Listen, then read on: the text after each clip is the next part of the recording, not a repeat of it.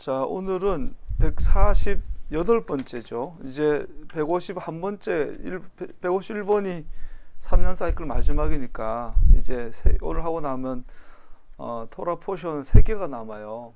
3주만 더 지나면 이제 3년이 완전히 마무리되고 또 새로운 3년 사이클이 시작이 됩니다. 그리고 다음 주부터 나팔절 절기가 시작이 되고 가을 절기와 함께 동시에 이번에 특별히 3년 사이 주기가 마무리되고 또 10월 달에는 새로운 3년 사이클이 시작되는 중요한 절기입니다. 중요한 시기들은 항상 이제 기회와 위기가 같이 오죠. 그래서 우리가 지난주 나눈 것처럼 지난 3년을 돌아보면 놀라운 일들이 개인적으로나 우리 공동체적으로나 또 민족적으로나 또 세계사적으로도 굉장히 많은 변화들이 있었어요. 그리고 굉장히 긍정적인 변화가 많았어요. 여러 가지 문제는 많지만 우리 요즘 그 삼성의 그 바이오로직스 그 얘기 많이 듣죠. 삼성의 이번에 그 내막을 알고 보니까 그 세무사들이 전문적으로 이렇게 한 그 자료들을 보도하는 것 자세히 봤더니 상상을 초월하더라고요. 정말 터무니없이 불법과 편법을 삼성이 해왔고 양승태 했고 했는데 가능했던 게 옛날에 그 기억 안 나요? 우리 영화를 보면 우리나라가 독립할 줄 알았냐고 친일파가 있잖아요. 노독수리 캐릭터였던 그 유명한 배우가 내가 조선이 독립할 줄 알았냐고 그런 것 같아요. 그래서 촛불혁명이 있을 줄 알았냐고요. 정권이 교체될 줄 몰랐던 거죠. 그러니까 말도 안 되는 짓들을 했는데 정권이 교체되고 나니까 아직 뭐 공무원 세계는 그대로지만 그래도 조금씩 그 실체가 드러나는 걸 보면 너무 어이없는 일을 봤던 그 3년에 있었던 일들이에요. 나라가 근본적으로 회복되기 시작하니까 엄청난 지금 격동이 있는 것 같고 당장 이번 달에는 이제 어쩌면 남한과 북한이 함께 유엔에서 강연할 수도 있고 놀라운 변화들이에요. 놀라운 변화들. 우리 공동체도 벌써 두 가정이 생기고 아이가 셋이나 하나 보내주시고 또 불신자 사위가 둘이나 우리 전도 대상자로 와 있고 많은 변화들이 있습니다. 또 앞으로 3년이 지나고 나면 우리 공동체 안에 우리 공동체가 3년 뒤에 존재할 수 있겠죠. 내가 보기 5대 5인데 우리 공동체가 없어질 수도 있고요. 또 개인적인 또 가정적으로도 많은 변화들이 있을 것이고 그리고 또 우리나라도 아마 3년이 지나면 또 대선 분위기가 올 텐데 대선 앞두고 남북한 관계 엄청난 변화가 있을 거라고 예상이 되니까 어마어마한 변화들이 앞으로 있을 것 같아요. 우리 정말 기도하면서 말씀을 잘 준비해야 될 것 같고요. 지난주에 어떤 뉴스를 봤는데 중국에서 소위 3자 교회를 핍박을 하는데 교회 건물을 그냥 폭파해 버리더라고요. 무너뜨리고 막 철거해 버리고 그게 100몇 개 교회를 중국 당국에 교회를 파괴하더라고요. 적그리스도 정부인 거죠. 시진핑 정부가. 그리고 북한에도 지하교회가 있을 것이고요. 또 이 토라라는 회복인 앞으로 그런 변화, 정치적인, 사회적인, 역사적인 변화 안에 토라 회복은 굉장히 많은 의미가 있을 것 같아요. 여러분 내가 잘 준비가 되면 준비된 놈들은 쓰임 받겠죠. 다음 세대에. 지금 잘 준비된 하나님의 사람들은 다음 세대에 쓰임 받을 것이고 아니면 도태되겠죠. 먹고 살다 급급하게 그냥 먹고 사느라 헉헉거리다 가겠죠. 여러분과 나도 개인적으로 그 갈등선에 선 거예요.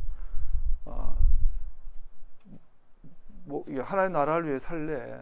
무엇을 먹을까, 무엇을 마실까, 그 고민하다 살래. 계속 그 도전 앞에 3년 뒤가 되면 지금보다 좀 더 선명하게 변화들이 있겠죠. 열매들이 있겠고요. 오늘은 31장, 신명기 31장 14절 30절 내용인데 좀 뜬금없는 내용이긴 해요. 28장까지는 되풀이를 하죠. 모세가 죽기 전에 유언처럼 시내산의 언약을 되풀이해서 설명을 했어요. 그리고 29장 1절에서는 부터는 되풀이한 토라 위에 덧붙여진 언약, 새로운 언약이 아니라 조금 첨가하죠. 덧붙여서 29장 이하로 기록을 하고 있어요. 그러면서 우리가 배우고던 29장 29절에 보면 주님의 것이 있고 우리의 것이 있다라고 나오죠. 주님의 것, 하나님은 그의 뜻이 담긴 토라를 밝히 나타내 주셨으니 이게 주님의 일이고 이것은 우리의 것입니다. 우리와 우리의 자손이 길이 이 토라의 모든 말씀에 순종해야 합니다. 이것은 우리의 것이라는 거죠. 토라를 주시고 밝히신 건 주님의 것이고 또 우리는 그것을 지키는 것은 우리의 것이다라고 모세가 덧붙여서 지금 명령하고 있어요. 그럼 30장 지난주에 했던 30장 넘어가면 복을 받는 길과 저주를 받는 길에 대해서 해놓고 나서 36절에 보면 새 언약, 새 일에 대해서 말하고 있죠. 주 당신들 하나님이 당신들의 마음과 당신들 자손의 마음에 할례를 베푸셔서 마음의 할례를 베푸셔서 모세는 처음부터 육체의 할례보다 마음의 할례를 이야기하고 있는 걸 볼 수 있어요. 그리하여 당신들의 마음을 다하고 정성을 다하여 주 당신들 하나님을 사랑하며 살 수 있게 하실 것입니다. 그러니까 살려고 하는 게 아니라 살 수 있게 하겠다는 거죠. 그러면서 이것은 먼 곳에 있는 것, 먼 곳에 있고 어려운 것이 아니라 네 마음에 있고 실천할 수 있고 네 입에 있다라고 30장에서 말하고 있죠. 그래서 15절로 가면은 보십시오. 내가 오늘 생명과 번영과 죽음과 파멸을 당신들 앞에 내놓습니다. 두 가지 대비되죠. 생명과 번영, 죽음과 파멸. 우리가 이 대구법으로 표현된 이 10장 15절을 보면서 딱 떠오르는 그 이야기가 있어요. 에덴 동산으로 돌아가게 되죠. 14절 보면 그 명령은 당신들에게 아주 가까운 곳에 있습니다. 당신들의 입에 있고 당신들의 마음에 있습니다. 당신들이 그걸 실천할 수 있습니다. 그러면서 생명과 번영과 죽음과 파멸은 네 앞에 있다. 선택해라.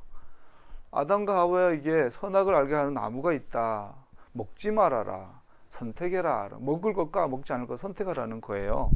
그때 이제 아담과 하와는 불순종을 선택하죠. 썩은 거죠. 선택한 하와가 아담이 불순종을 선택한 원인은 썩은 거예요. 미혹이에요. 미혹. 그래서 정령 죽으리라 죽을까 하노라 이렇게 말씀을 약속을 이렇게 왜곡시켜버린. 그래서 예수님께서도 마지막까지 당부한 게 마지막 날에 속지 말아라 그래요. 그러면서 에덴 동산 돌아가는 오늘 토라 포션의 30장 16절에 보면요, 31장 16절에 보면 마지막 날이 나와요. 16절 우리 31장 16절 같이 읽어 봅시다. 30장 16절이 아니고 29절 31장 29절 같이 읽어봅시다. 시작. 나는 압니다. 내가 죽은 뒤에 당신들은 스스로 부패하여 내가 지시하는 길에서 벗어날 것이요 당신들이 주님 앞에서 악한 일을 하고 당신들이 손대는 온갖 일로 주님을 노엽게 하다가 마침내 훗날에 당신들이 재앙을 받게 될 것입니다. 이렇게 훗날에라고 우리 세 번역에서 번역되었는데 마지막 날에 말세 이런 뜻이거든요. 이것은 어떤 개인적인 단순한 일개 이스라엘 유대인 민족적인 의미가 아니라 우주적 의미예요. 말세라 그러면 우주적인 온 세계의 마지막 날에 대한 이야기라고 말하고 있죠. 그래서 모세는 30장에서 에덴 동산에 우리를 다시 데려가요. 그러면서 동시에 31장에서 동시에 세계 말세 종말로 데려가요. 그러면서 처음부터 끝까지 오늘날 너에게는 선악을 알게 하는 나무의 열매가 네 앞에 있다. 생명을 선택하던 죽음을 선택하던 혹은 번영을 선택하던 파멸을 선택하던 선택해라 라고 말하고 있어요. 그 다른 말로 말하면 선택해라 말의 다른 말은 뭐예요? 속지 마라, 미혹되지 마라 이거죠. 근데 우리가 알다시피 인간의 역사를 보면 속이는 자와 속지 않는 자의 대결이에요. 대결. 신사참배를 자꾸 하는데요. 개인적으로 이번에 광화문에 지난주 나왔지만 광화문의 한국교회 이 민낯을 보고 나서 개인적으로 그게 너무 궁금한 거예요. 도대체 어디서 이런 사고방식이 나왔을까? 이게 가능할까? 목사님들이 대놓고 거짓말을 하는데 권사님들이 대놓고 거짓말을 카톡으로 뿌려요. 요즘 유튜브로 막 뿌려요. 다 교인들이에요. 근데 양심이 걸리질 않을까? 그 가짜 뉴스를 붙잡고 강화문에 와 뛰어다니는데, 성조기 들고 이스라엘 국기 들고 뛰어다니는데 그게 창피하지 않을까? 이 한국교회 도대체 영화 밀양이 이번에 현실이 됐잖아요. 영화 밀양. 사람을 죽였는데, 아이를 유괴해서 죽였는데, 그 당사자 아이의 어머니한테는 사과를 안 해요. 근데 하나님께는 회개를 해요. 그리고 난 하나님께 용서받았으니까 사람 당신한테는 잘못이 없다라고 말해요. 그런 식으로 하죠. 옛날에 동작대교에서 30대 아버지가 아이 둘을, 자기 자식을 수면제를 먹여서 던져서 죽였어요. 그리고 인터뷰에서 괜찮다고, 쟤들은 천국 간다고, 어리니까 죽어도 괜찮다고. 자, 그러면 예수 믿으면 살인하면 됩니까? 그랬더니 그 사람이 회개하면 돼요. 인터뷰에서 나왔단 말이에요. 이런 일말의 사건들이 우리 한국교회에 있는 그대로 보여주는 거죠. 도대체 이런 사고방식이 어떻게 가능할까? 악한 거잖아요. 사람이 이게 충동적으로 막 분노나 혈기나 이렇게 죄를 짓는 것도 죄인데, 아주 이 생각과 이성과 지성과 다 동원해서 짓는 죄잖아요. 그런 죄들은 악한 죄죠. 왜 가능할까? 항상 궁금했어요. 어떻게 가능할까? 조은교 목사님이 노년에 저렇게 추해지는 게 어떻게 가능할까? 김상환 목사님이 목회 말년에 저렇게 추해지는 것이 왜 가능할까? 나는 아직 40대 후반밖에 안 됐지만 그게 내 상식으로는 이해가 안 돼요.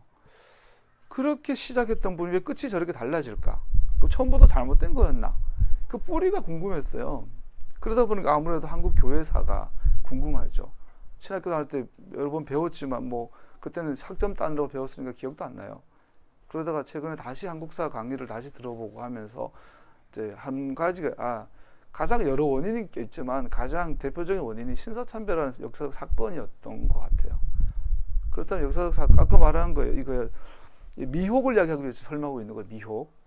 신사참배가 그 가결이 됐을 때 1938년도예요. 그 전에 어떤 일이 있었냐면, 일본이라는 나라는 30년대 후반이 되면서는 완전한 군국주의가 되고, 세계 2차 대전에 미국하고 1차 대전 때 미국하고 한편이었는데 2차 대전 때는 예를 들어서 미국하고 싸우는 대상이 되잖아요. 그리고 패전국이 되잖아요. 1차 대전 때는 승전국이었고 2차 대전은 패전국이 되잖아요. 그러다 보니까 일본이 마지막에 광기가 발휘해가지고 전시 총동원제라는 걸 하죠. 일본 국가 본토에서도 식민지 조선에서도 총동원하려면은 이 정신적인 이 소위 종교적인 백그라운드가 필요한 거죠. 그게 뭐냐면 신토였어요. 신토 사상이었어요. 신토 사상의 중심은 천황, 일왕. 일본 천황은 신이라는 거예요. 이 신을 위해서 목숨을 바치는 소위 가미가제 특공대 가능해지는 거죠. 이것을 모든 것에 강요하기 시작했어요. 그리고 이 국가 신토, 일본이란 천황을 신으로 모신 종교 국가 일본이 조선 기독교를 박해한 사건으로 이해할 수도 있어요. 그러니까 종교와 종교의 싸움이에요. 우상과 하나님의 싸움이었던 거예요. 또 한면으로는 오용 일본 기독교가 조선 기독교를 유혹했던 종교와 종교 간의 또 교회와 교교 전쟁이 있을 수도 있어요. 또 다른 면에서는 신사참배를 가결한 거하고 하게 된 거는, 예를 들어 주기철 목사님 지난주 말씀드렸지만, 주기철 목사님이 남산의 신산에 참배하는 것은 거절했지만 어진 경배라든지 김일성이처럼 조선의 모든 집의 거실에는 천황의 얼굴을 초상화를 걸어놓고 아침마다 경배를 했어요. 밥 먹기 또 경배하고, 집에 갔다 오면 들어와서 다녀왔습니다 하고. 이게 어진 경배였어요. 이거는 주기철 목사님이 행했어요. 또 하나 동방요배, 매일 거의 12시가 되면 모든 관공서와 학교와 모든 우리가 태극기 하는 것처럼 동쪽을 향하여, 일본 천안 황궁을 향하여 절을 하죠. 동방요배를 하죠. 그것도 주기철 목사님이 했어요. 왜 했냐면 주기철 목사님 뭐라고 했냐면 이것은 국민의 도리니까 이렇게 했어요. 그 신사참배의 본질은 가장 제가 보기 신사참배의 본질은 우상숭배가 아니에요. 우상숭배가 악한 것이라는 것은 삼적 동자가 알아요. 그건 회개할 거리가 안 돼요. 우상숭배를 회개하려면 한국교회가 우상숭배를 해결하려면 자백으로 끝나지 않아요. 이것은 우리 한국교회가 우상숭배를 했다라는 말은 다른 말로 말하면 주기철 목사님 입에서 나온 것처럼 그것은 국민의 의무니까. 다른 말로 말하면 주기철 목사님은 자기를 대한민국 백성이 아니라 일본의 백성, 일본 천황의 신민이라고 본인을 인정한 거예요. 주기철 목사님. 한국 교회는 신사참배를 가결한 90% 이상의 가짜 기독교인들이나 신사참배를 끝까지 거절해서 순교한 사람이나 기독교인의 이 역사성 속에 뭐가 있었어요? 대한민국을 버렸어요. 그렇다면 한국교회가 신사참배를 정말로 회개하는 방법은요, 민족 앞에 사과를 해야 돼요. 역사 앞에 사과를 해야 돼요. 대한민국 시민들 앞에 사과했어야 돼요. 대한민국 시민 앞, 마치 미랑 같지 않아요? 하나님 앞에 회개했으니까 당신한테 회개 안 해도 돼. 한국교회는 신사참배가 그걸 정확하게 보여주고 있어요. 우리는 그동안 일본 신토에 절한 거는 회개하겠는데 나라 버린 거에 대해서 회개하지 않았어요. 1938년도는 김구는 거지처럼 상하에서 충칭으로 이동하던 7년 반의 이동 기간이었어요. 거지같이. 40년에 충칭에 정착하면서 그때부터 장제스의 후원을 받아가지고 제대로 된 정부를 구성하죠. 우리 주기철 목사님은 나라를 조선이 아니라 내 나라는 일본이라고 싫든 아니든 속에 뭔 생각을 했든 간에 일부러 겉으로 그렇게 했을 때 우리가 보기에는 신앙적 지조를 지킨 굉장히 신앙적 거장이고 거인이지만 나라와 사회와 역사적 관점에서 보면 나라를 버린 사람이잖아요. 그럼 우리 한국교회는 이걸 있는 그대로 인정해야 돼요. 그분의 영적인 위대함과 동시에 역사적인 과오에 대해서 인정을 하고, 한국교회가 그러한 역사적 과오에 대한 인식이 있었다면 4.19에 어디에 섰을까요? 60항쟁 때 어디 섰을까요? 5.18 광주항쟁 때 한국교회 누구 편에 섰을까요? 최근에 촛불혁명 때 한국교회 어디에 섰어야 했을까요? 한 번도 예의 없이 한국교회는 기득권 편에 섰어요. 왜? 신사참배의 민낯을 그대로 갖고 있는 거예요. 아직까지. 그 마지막 여파가 뭐냐면 광화문에서 심지어 이스라엘 국기 들고 메시아닉들조차 뛰어다니는 광기를 보여주고 있는, 그 시작은 미혹이에요. 미혹. 속았던 거예요. 종교 국가 일본 혹은 일본의 어용 기독교가 한국 교회를 향하여 신사참배는 국민 의례야, 우상 숭배가 아니야, 이것은 종교가 아니야 라고 했던 것에 쏘아준 거예요. 가짜인지 알면서도 죽을까봐 쏘아준 거예요. 김구보다 못했어요. 물론 김구도 진짜인지 개인적으로 모르겠죠. 그건 기독교인이었죠. 김원봉 선생님도 조차도 못했어요. 우리 기독교 지도자들은.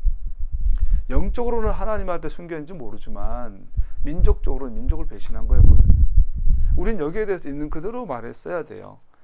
그러다 보니까 한국교회가 70년대, 80년대, 90년대 세계적 유례가 없는 대성장을 하지만 그 내막은 텅 영혼은 비어있었던 거죠. 그래서 교회는 자꾸 사회와 담을 쌓죠. 기도 많이 하는 인간일수록, 성경을 많이 읽은 목사님일수록 사회와 담을 쌓아요. 영적. 아주 간사한 이야기죠. 그 미혹, 강교한 혀예요. 그거 혀. 그 마귀가 하와를 향하여 정령 죽으리라, 네가 이걸 먹으면 눈이 밝아서 하나님처럼 되리라, 이 강교한 혀예요. 그게 기도 많이 한 목사님들이, 성경 많이 읽은 목사님들이 교회를 담을 쌓고 사회와 격리시켜버리고 종교와 정치는 달라져야 돼, 이딴 소리는 해대면 강교한 혀예요.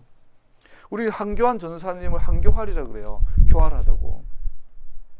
이명박 장로님이 자기는 평생에 있어서 정경유착을 가장 싫어한다는 새빨간 거짓말을 눈 깜빡거리지 않고 할 수 있는 혀가 된 거예요. 한국교회는. 이게 오늘 우리의 모습이에요. 그래서 성경 말하고 있어요. 오늘 네 앞에 생명과 번영과 죽음과 파멸이 있다. 모세가 되풀이한 토라에다가 덧붙여서 말하면서 이들을 어디로 끌고 가고 있냐면 에덴 동산 끌고 가고 있어요. 선택해라. 다른 말로 말하면 속지 마라.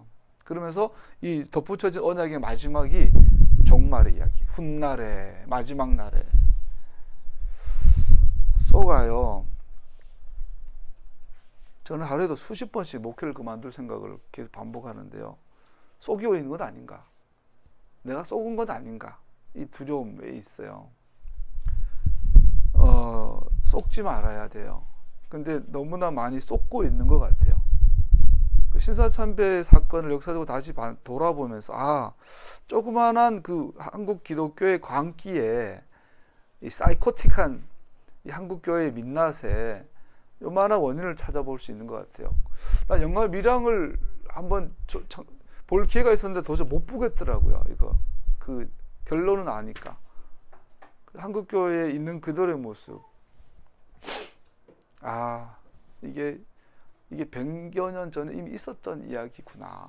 이게 한번 쏟고 나니까 이번에 김경수 했던 드루킹이 한번 거짓말하는 거 계속 거짓말해야 돼요. 나중에 지 스스로 지 말에 꼬여가지고 스스로 그냥 족쇄를 차버리는. 한국 교회가 처음부터 단추를 잘못 꼈어요. 그러다 보니까 아무리 성장하고 70만이 모였는데 거짓말. 10만 명이 모인 세계에서 장로교 역사상 가장 큰 대형교를 했는데 결국은 거짓말 해야만 아들한테 물려줄 수 있는. 아니 정말 하나님의 뜻이고 하나님의 은혜와 함께 한다면 당당하게 물려줘도 다른 사람들이 축복했겠죠. 근데 그렇게 거짓말과 편법과 사기를 쳐야 세습할 수 있다면 그거는 왜 그런 추해졌을까요? 이런 모습들. 한 교회도 예외 없이. 개인적으로 목사로서 좀 제가 표독하게 말을 하면 십자가 이야기하는 목사님들 제일 꼴 보기 싫어요. 개인적으로. 요즘 가까운 큰 교회. 요즘 한국 교회는 리더십이 사라졌죠. 차세대 목사님들이 없어요. 기껏해야 뭐 분당에 몇 개 그냥 나머지 모아가지고 몇천 명씩 성장하고 있는데 촛불 집회 때 그들이 그런 설교 대부분이에요. 촛불 집회 때 나는 관심이 많아요. 촛불 집회 그 시즌에 정권 교체하고 박근혜 민낯과 보수의 민낯이 드러나는 그 시즌에 목사님들 설교를 좀 자세히 좀 이렇게 관심을 가져봤더니 거의 100이면 100 십자가였어요. 우리는 십자가로 돌아가야 합니다. 좌파도 우파도 아니고 십자가로 돌아가야 합니다. 강교한 혀를 그거를 미혹하는 혀였어요. 그것들이. 십자가로 돌아가면 역사 앞에서 죄송합니다. 김구 선생님, 김본 선생님, 김규주 선생님 죄송합니다. 그랬어야 됐죠. 어디 사실 금식하고 엉뚱한 소리 하고 있었겠어요.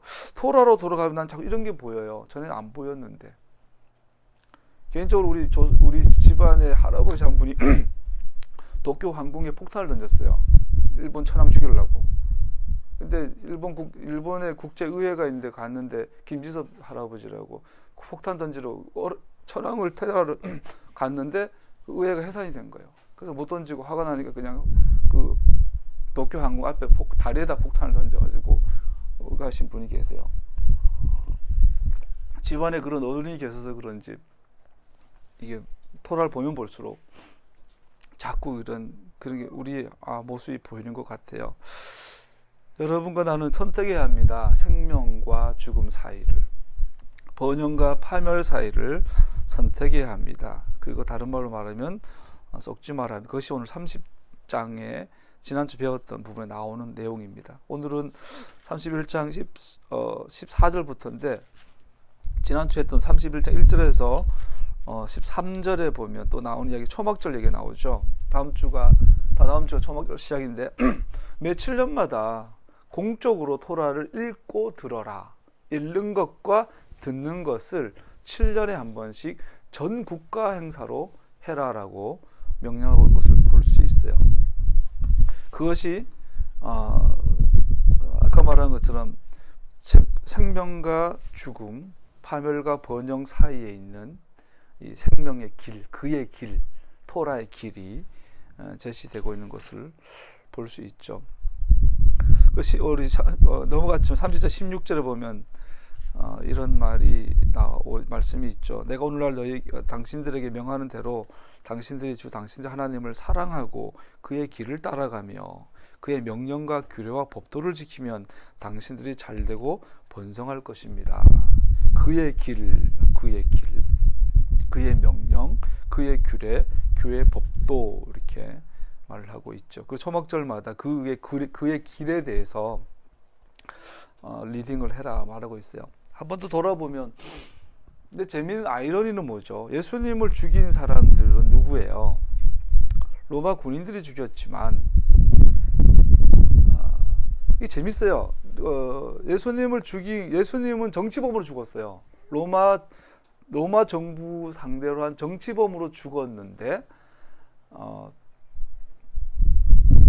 실제로 그들 고발한 자들은 토라 티처들이었어요.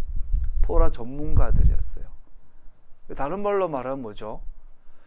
토라 율법가 서기관과 바리새인들, 지구상의 최고의 토라 전문가들이에요.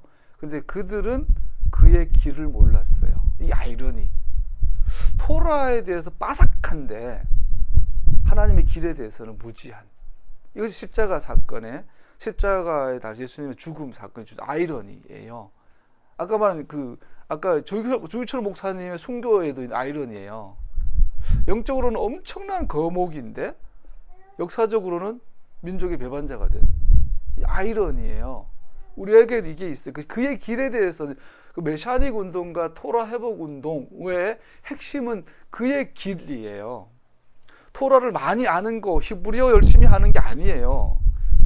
절기를 잘 알고 키도시 잘 지키고 유대적 전통을 잘 알고 세데르 규칙을 잘 하는 것이 아니라는 거죠. 그런 것들도 잘 해야 되는데 그런 것들 하는 목적이 뭐냐면 그의 길을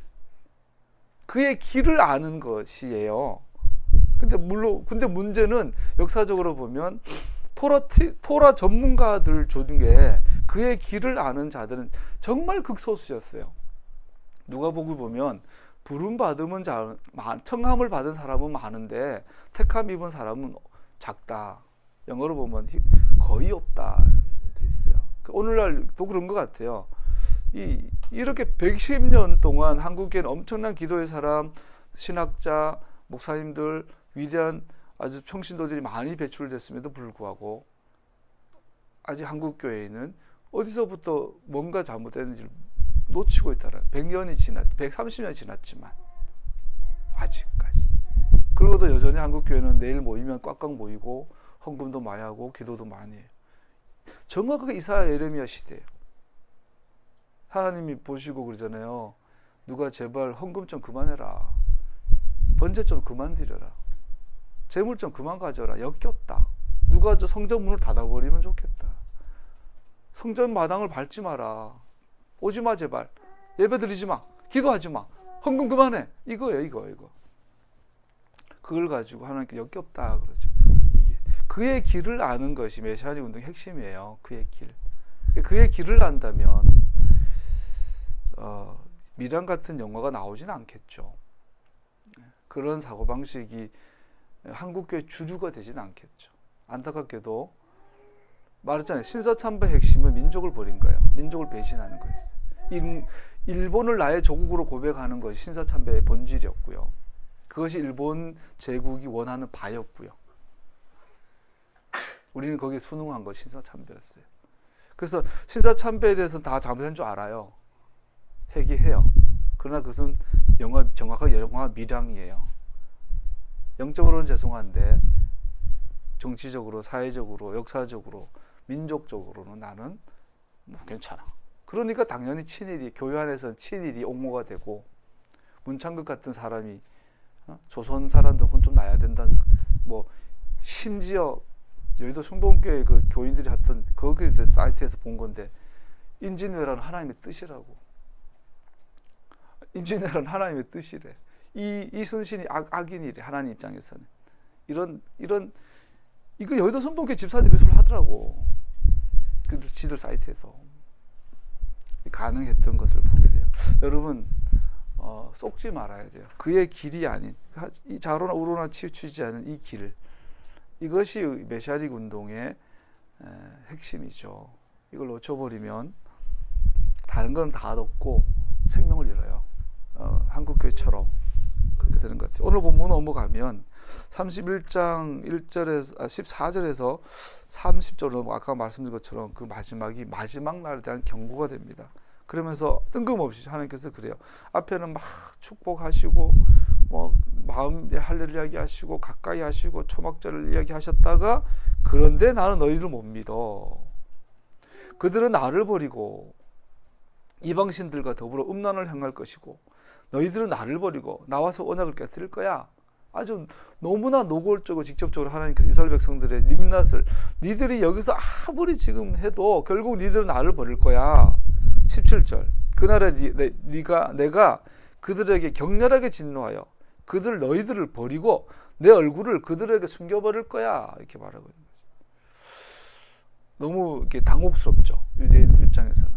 지금까지 뭐 축복을 얘기하시고 그렇게 그 땅에 들어가면 이렇게 해라, 그 땅에 들어가면 저렇게 해라 하더니 결국은 그 땅에 들어가면 너희들은 우상 숭배하고 날 버릴 거야. 너무 당황했을 거예요. 우리 하나님이 우리 가운데 계시지. 그때 여기서 주말 이거 17절에 보면 그때 이스라엘 백성들이 뭐라고 대답을 하냐면 하나님께서 니들이 우상 숭배에 빠져서 나를 버릴 것이기 때문에 저 땅에 들어가면 내가 너희들에게서 내 얼굴을 가려버릴 거야. 얼굴을 가린다는 말은 임재를 거둔다는 뜻이거든요. 하나님의 임재하심이라는 말을 문자대로 해석을 하면 하나님의 얼굴이라는 뜻이에요. 그래서 하나님 얼굴을 가린다는 말은 하나님 임재하심을 거둔다는 뜻이에요. 하나님 함께하지 않겠다는 이야기예요. 그러면 하나님께서 니들이 나를 버렸으니까 나도 너를 버려. 너희들 가운데 나의 얼굴을 숨겨버릴 거야. 나의 임재를 거둬버릴 거야 라고 말하는 거죠. 그럼 어떻게 돼요? 약속이 있으니까 모세와 아브라함이 약속이 있으니까 임재를 거뒀다 할지라도 돌아오길 기다리신다는 이야기잖아요. 그때 이스라엘 백성들의 반응이 17절에 기록되어 있어요. 우리 하나님이 우리 가운데 계시지 않기 때문에 이런 재앙과 고통이 우리 가운데 덮쳤다라고 탄식할 것이다. 하나님께서 다 하시는 거예요. 니들이 그날이 되면 내가 너희들 우상 숭배함으로 말미암아 나 임재를 거두면 니들이 회개하기는커녕 니들이 뭐라고 할 거냐면 이 고통과 고난은 하나님이 함께하지 않아서 그래 라고 말할 거라는 거죠. 얼핏 들으면 되게 은혜가 되잖아요. 오늘 한국교회 회개운동하는 많은 목사님들 말하고 똑같잖아요. 한국교회 이래 된 것은 하나님 임재 거쳐서 그래요. 하나님의 얼굴을 그래서 그렇기 때문에 우리는 하나님 얼굴을 구해야 돼요. 하나님에 관해서가 하나님 주신 하나님의 능력이 아니라 하나님 자신을 많이 듣던 이야기 아니에요. 그것이 거짓말이라는 거예요. 성경 하나님께서 말하고 있어요. 니들이 우리 가운데 하나님이 계시지 않기 때문에 이런 재앙이 덮치고 있다라고 영적인 분별을 할 거다. 그럼 반대로 뭐예요? 우리가 하나님 얼굴 구하서 할 거 아니냐. 그런데 하나님 관심 거기 있지 않고 문제가 뭐예요? 하나님 임재가 없는 것이 문제가 아니라 이스라엘 백성들의 이 상황 판별은 잘못된 거죠. 뭐냐면 원인이 아니라 그 결과에 주목하고 있어요. 하나님 임재가 거쳐져서 고통이 온 것은 결론이에요. 결과물이에요. 원인이 아니에요. 원인은 하나님 임재가 거쳐져서가 아니에요. 원인은 하나님의 임재가 거칠 수밖에 없었던 그것이에요. 이 재앙과 고통의 원인은 하나님 임재가 없어서가 아니라 하나님의 임재가 거칠 수밖에 없었던 그것. 뭐예요? 우상 숭배. 하나님의 길을 떠난 거. 이스라엘 백성들이 그 땅에 들어갔음에도 불구하고 하나님의 길을 떠나 우상 숭배에 빠지니까 하나님 임재가 거친 거지. 그래서 재앙이 온 거지. 하나님의 임재가 거쳐서 재앙이 온 게 아니잖아요. 그러면 해결은 어디 돌아가야 됩니까? 하나님 임재를 회복하는 데 돌아가는 것이 아니라 하나님의 임재를 거칠 수밖에 할 수밖에 없었게 했던 이스라엘의 일탈, 하나님의 길에서 떠남, 이것을 회개해야 되잖아요. 오늘 한국교회가 똑같은 거예요. 아까 말한 것처럼 오늘날 하나님 얼굴을 구하세요. 신부운동 하세요. 예배회복 경배운동 하세요. 그래서 하나님 얼굴을 구하세요. 그래서 뭐 시편 27편 14절인가요? 내가 하루종일 주의 전에서 주 얼굴을 구하며 주를 예배하는 것입니다. 그것이 나의 한 가지 소원, 원띵입니다. 그럴듯하죠. 근데 오늘 본문에서는 하나님께서는 3,000년, 지금으로부터 약 3,400년 전에 미리 말하고 있어요. 새빨 거짓말하지 마라. 하나님 얼굴을 구한다고 하나님 얼굴 오는 게 아니잖아요. 하나님의 임재는 뭐 이렇게 표현하면 좀 오해할 수 있지만 자동이에요. 자동. 우리가 하나님의 길 위에 서 있으면 하나님 임재는 자동으로 와요. 우리가 하나님의 길을 떠나면 하나님 임재는 자동으로 거쳐요.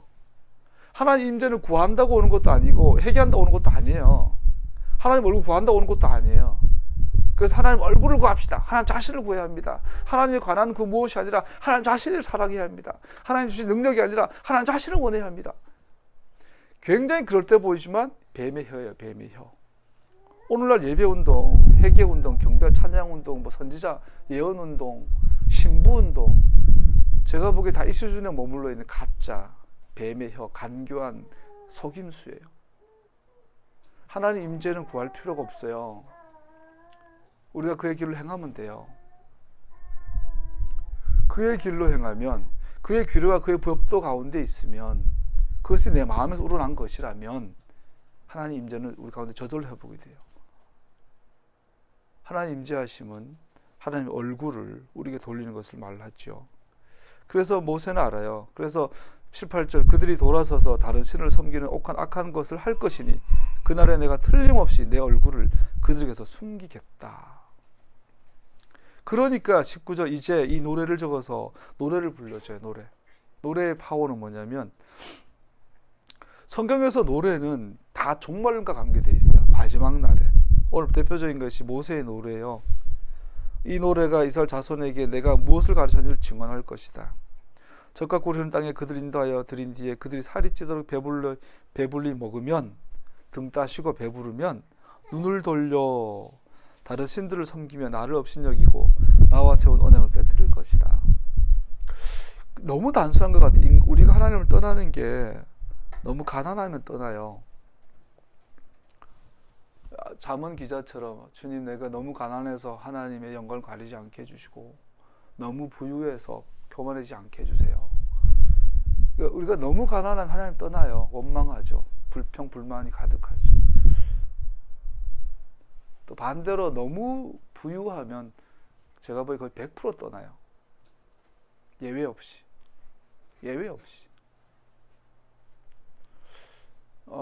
성경을 보면 아이러니한 게 자식 농사 성공한 케이스가 거의 없어요.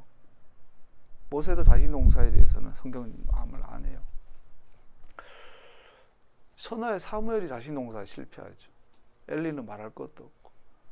가장 유명한 그 다윗 하나님의 조상 다윗, 예수님의 조상 다윗은 가장 대표적으로 자식 농사 실패한 거죠. 오빠가 여동생을 겁탈하고 동생이 형님을 때려 죽이고 아들이 아버지의 후처를 겁탈하고 아들이 아버지를 죽이려고 그러고 왕위를 찬탈하려고. 이 다윗의 집안의 이 내력은 정말 역사적인 콩가루 집안이에요. 자식 농사 실패. 솔로몬 자식 농사 실패. 우리가 알고 위대한 인물들과 대부분이 자식 농사 실패. 유일하게 자식 농사 성공한 케이스가 아브라함이죠. 이삭을 키워냈어요. 이삭이 야곱을 키워내. 야곱도 그것도 뭐 이삭의 그 슬하에 있을 때는 망난이었죠. 근데 120년 지나가지고 혼자 생고생 하다 가지고 절 들었지. 얼마나 말하면 이삭이 자식 농사 성공한 건 아니에요. 우리가 알아야 돼요. 자식 농사를 성공하는 건 거의 불가능에 가깝다고 보면 정말 극소수. 그래서 예수님께서는 이런 말을 하죠. 네 자식으로 제자 삼아라 말씀 안 하세요. 네 이웃을 사랑해라. 그래서 오이코스, 이 이웃이라는 개념, 이 가족이라는 개념, 집이라는 개념이 이 사도들의 성서, 신약 성서 시대, 사도들의 성서로 완전히 달라지죠. 탄학 시대는 혈연이 혈연. 예수님 당시에는 관계예요. 인간 관계. 우리나라에 표현하면 이웃이 되는 거죠. 누가 좋은 이웃이냐? 아버지, 엄마가 아니에요. 형제가 아니에요. 자식이 아니에요. 내가 누군가에게 토라를 전하고 있는 자. 그 사람이 나의 자식이 되는 거죠. 모세가 이 노래를 불렀어요. 마지막 때가 되면 이 노래를 들려줘라. 누구에게? 하나님의 백성들에게 들려주라고 하죠. 오늘은 짧게 하려고 했는데 생각보다 길게 했는데 말씀을 마무리하겠습니다. 다음 주에는 모세 노래가 적혀 있어요. 우리 요한계시록 15장인가 보면 모세의 노래와 어린 양의 노래 이렇게 나오죠. 그래서 이 다음 주에 배울 모세의 노래는 인류의 역사 모두를 전체를 포괄하고 총괄하는 마무리를 보여주는 내용이 모세의 노래죠. 결론은 하나예요. 그의 길로 행해라. 그의 길로 행해라고 말해요. 모세의 노래의 마지막에는 좋은 땅이 나와요. 땅. 좋은 땅. 모세의 노래가 마지막 날을 이야기하는데 그 마지막 날의 회복의 최종 단계 땅이 나와요. 토부한 땅. 창세기 1장에 나온 좋은 땅. 마지막에는 좋은 땅.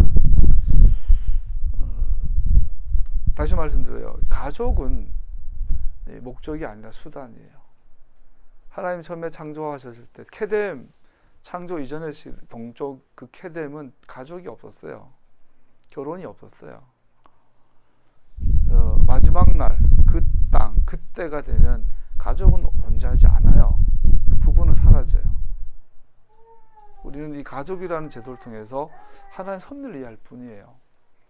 그래서 누구보다도 남편은 아내를 남편 이게 안 되는 거야. 이게 원래 없던 걸 해야 되니까. 그래서 자식을 농사 잘 짓는 게 그 불가능에 가까울 정도로 어려운 거예요, 사실. 김사호 목사님 자식 농사 실패한 거 아니에요, 그거. 제대로 된 아들이라면 아버지 이건 한 뜻 떠난 겁니다. 저는 제대로 혼자 목회하겠습니다.